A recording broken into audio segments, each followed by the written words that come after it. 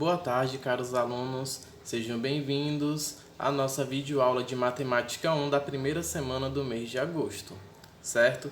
Nessa primeira semana, nós iremos dividir a nossa agenda em duas aulas. Na aula 1, que é hoje, terça-feira, dia 4, nós iremos fazer a correção da atividade das páginas 165 e 166.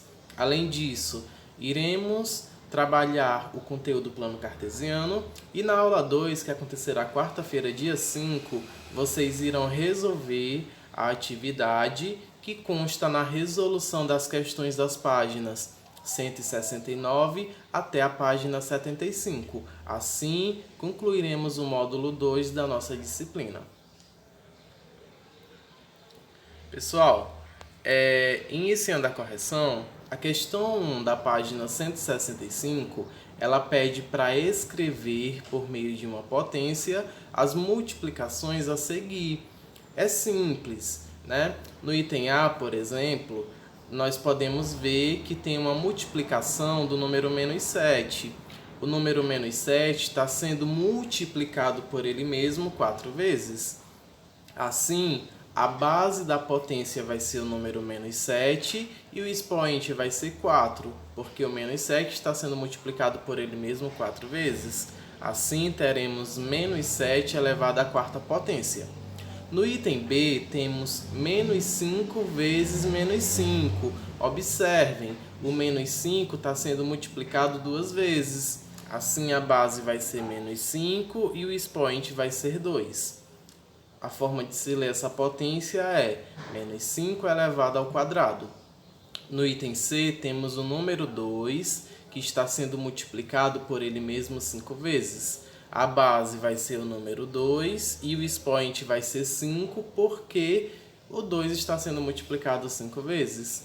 Assim, temos 2 elevado à quinta potência.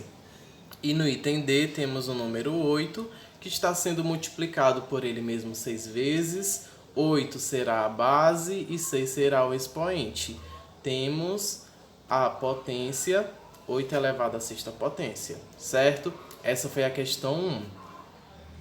Ainda na página 165, nós temos a questão 2, que pede para simplificar as potenciações.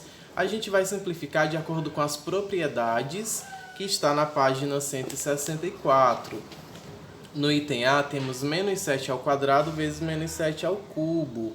Aí, pessoal, nós temos o produto, né, de potência de bases iguais. E pela primeira propriedade diz o seguinte: ao multiplicar potência da mesma base, mantemos a base e adicionamos o expoente. Então é isso que vamos fazer. Repetir a base, que é o menos 7, e somar os expoentes. Assim temos menos 7, ao somar 2 mais 3, obtemos o número 5. Então o item A, menos 7 elevado à quinta.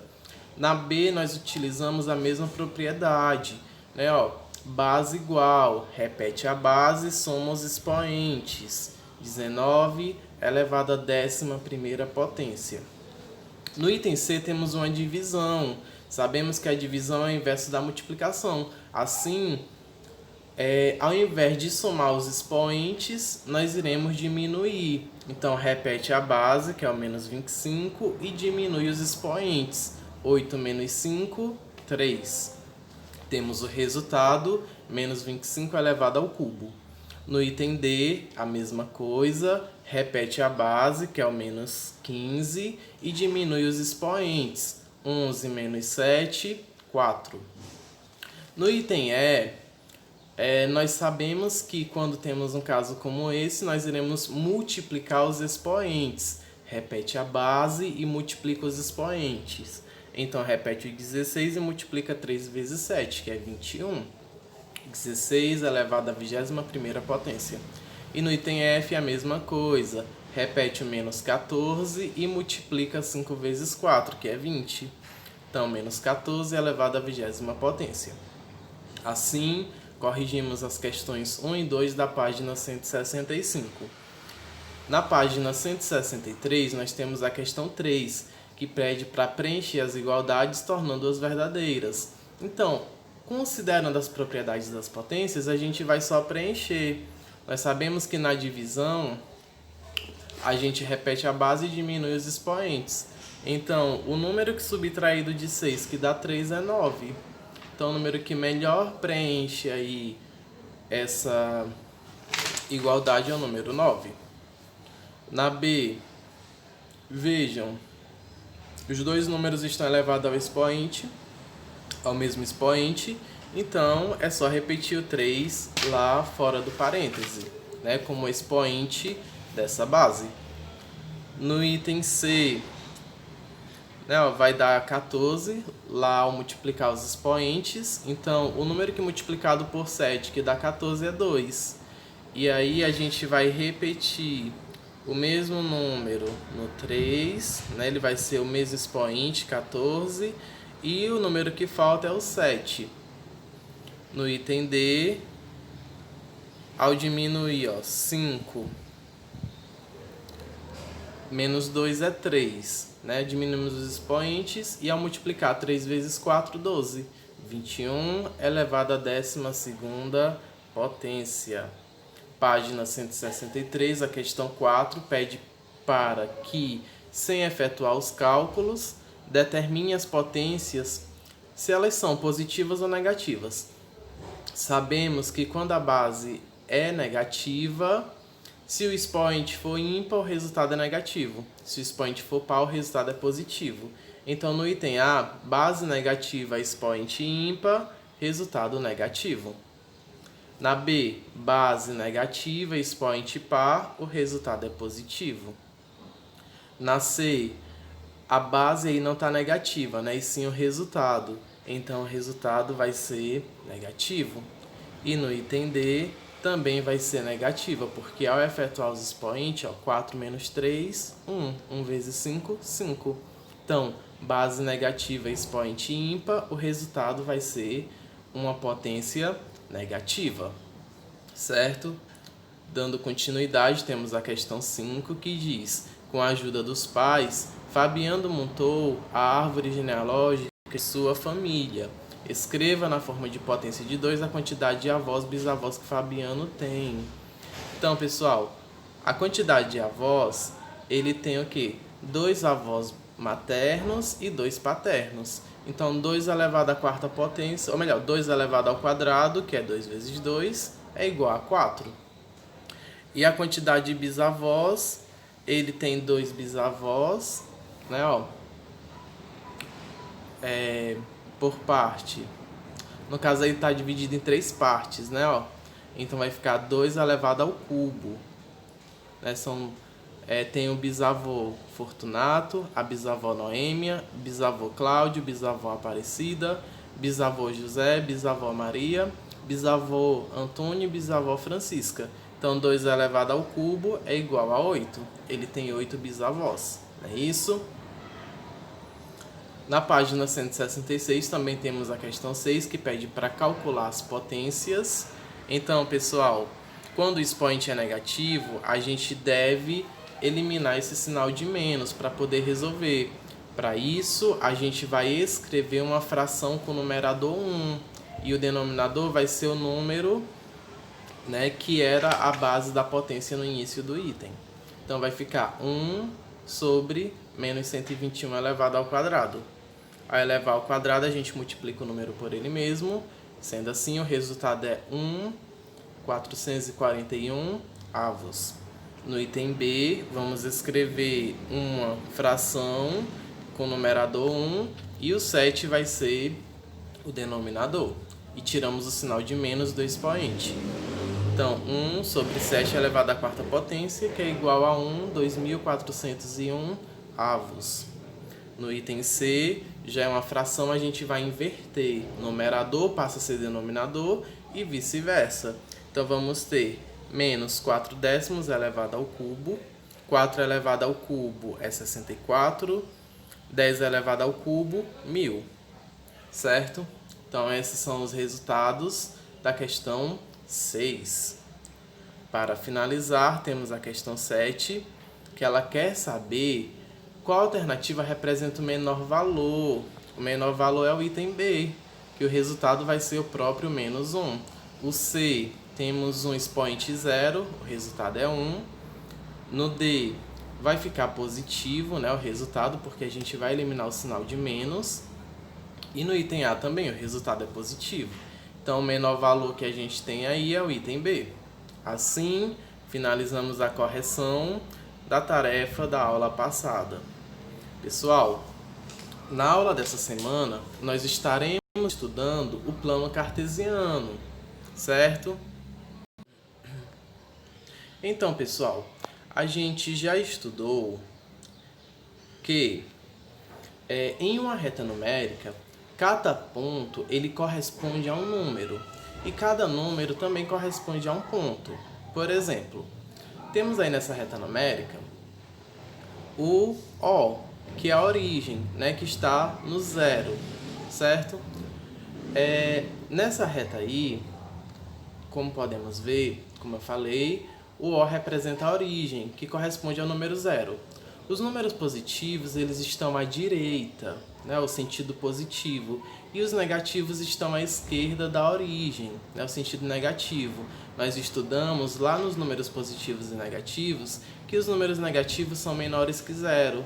Logo, eles estão no lado esquerdo do número 0 e à direita estão os números positivos. Então, considerando essa reta numerada e com algumas orientações com o ponto A e o ponto B, por exemplo, podemos ver que o ponto A ele corresponde a menos 4. E também que o ponto B ele corresponde ao número 3, né? Que ele está distante 3 unidades da origem, né? Assim como o menos 4 também tem uma distância de 4 unidades da origem, certo? Com esse estudo, nós iremos estudar o plano cartesiano, né? Como podemos ver a seguir. Né? A gente viu que o ponto A ele corresponde ao número menos 4, ou seja, o número menos 4 corresponde ao ponto A. Então, vamos estudar o plano cartesiano, que ele é formado por duas retas perpendiculares entre si, orientadas e graduadas, né? Nós vimos, olhando só para o eixo X, que é o eixo das abscissas, que está na horizontal, né? Ele possui o sentido positivo e o sentido negativo. Olhando para o eixo das ordenadas, que é a reta aí marcada pelo Y, né? O eixo das ordenadas, o eixo Y, está na vertical. Os números que estão acima são positivos e os que estão abaixo de 0 são negativos. Então, vejam, tem o sentido positivo, que está acima do 0, e o sentido positivo, que está à direita do 0, o sentido negativo, que está à esquerda do 0 e que também está abaixo do 0. O eixo horizontal é o eixo das abscissas e o eixo vertical, que está em pé, é o eixo das ordenadas. Pessoal, nesse plano cartesiano, a gente tem os pares ordenados, certo? Vejam aí, a gente destacou alguns pontos, o C, D, E e G, certo? Um par ordenado, ele é formado por isso, o número do eixo X e o número do eixo Y, certo? Sempre que você for identificar um par ordenado, você vai começar observando o número que está no eixo X e depois o que está no Y. Vamos considerar o ponto D. Nesse ponto D, ele está no eixo X no número 2 e no eixo Y no número 5. Assim, podemos dizer que o par ordenado do ponto D é esse, 2 e 5, certo? 2 e 5. 2 é porque o ponto D está localizado no 2 do eixo X, né? No eixo das abscissas. E no eixo das ordenadas ele está localizado no número 5. O ponto C, por exemplo, ele possui que par ordenado? 5 e 2. Ele está no 5 no eixo X e 2 no eixo Y. O ponto E, ele está no menos 2 e no 4 do eixo Y. O ponto G, ele está no menos 3 do eixo X e está no número 4 do eixo Y. E o ponto F, ele está localizado no número -4 no eixo X e no -2 no eixo Y. Pessoal, esse plano ele está dividido em 4 quadrantes, certo? Olhando para os pontos C e D, os pontos C e D estão localizados no primeiro quadrante. Os pontos E e G estão localizados no segundo quadrante. O ponto F, ele está localizado no terceiro quadrante. Esse outro lado que não tem nenhum ponto é o quarto quadrante, certo? Então, o plano cartesiano, ele está dividido em 4 quadrantes. Quadrante 1, quadrante 2, quadrante 3 e quadrante 4, beleza? Esse é o assunto da nossa aula dessa semana, certo? Finalizamos com esse assunto o conteúdo de Matemática 1 do nosso módulo 2. Vocês irão resolver as atividades que estão indicadas na agenda, certo? Nessa primeira aula, que é correspondente ao assunto plano cartesiano. Tudo bem? E as questões são bem simples, elas contemplam o que a gente viu. Na primeira questão você vai escrever os pares ordenados que estão indicados no plano cartesiano. A primeira questão da página 169. A questão 2, ele quer saber as coordenadas dos vértices C e D, de um quadrado de 5 unidades de lado. Enfim, são pares ordenados. Na página 170, a questão 3, vocês irão indicar os pontos no plano cartesiano. Já tem um plano desenhado e nele vocês vão destacar os pontos que a questão está trazendo, os pontos A, B, C, D e F. Na sétima questão lá da página 171, vocês vão localizar os quadrantes que pertencem a cada um dos pontos e dos pares ordenados. Pessoal, eu aguardo todos vocês no nosso plantão Tira Dúvidas, de extrema importância, porque nesse plantão a gente vai estar debatendo as principais dúvidas sobre o conteúdo, também sobre as atividades dessas páginas, E assim, também temos o nosso grupo do WhatsApp da sala de aula. Neste grupo, são lançadas as agendas semanais, como vocês sabem. Além disso, também servem para tirar dúvidas. Também temos disponibilidade de responder individualmente quando o aluno pergunta no privado. Às vezes acontece da gente demorar um pouco, porque a gente pode estar fazendo outra atividade de uma outra instituição que a gente trabalha, que não esteja no nosso horário.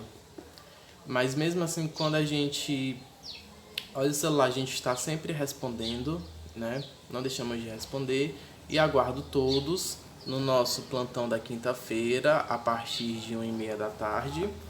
E pessoal, também chamo a atenção de vocês para a segunda aula desta semana. Na segunda aula dessa semana, vocês vão estar resolvendo todas as questões do módulo 2 que ainda faltam ser resolvidas. Vocês vão resolver todas as questões que ainda faltam ser resolvidas, para na outra aula eu fazer a correção de todas, vocês irão acompanhar. Não esqueçam também de postar a foto das atividades na plataforma, no Google Classroom. Na próxima aula a gente vai estar fazendo a correção de todas as questões. Assim finalizamos, concluímos com sucesso o nosso módulo 2 e daremos início ao assunto do módulo 3, já nesse mês de agosto, certo? Então não acumulem dúvidas, nos procurem, certo? Também não deixem acumular atividades. Temos os nossos meios de postar essas atividades e também de estar dando as devolutivas, certo? Pessoal, tenham todos uma ótima tarde, bons estudos. Agradeço demais a participação de todos e o meu muito obrigado.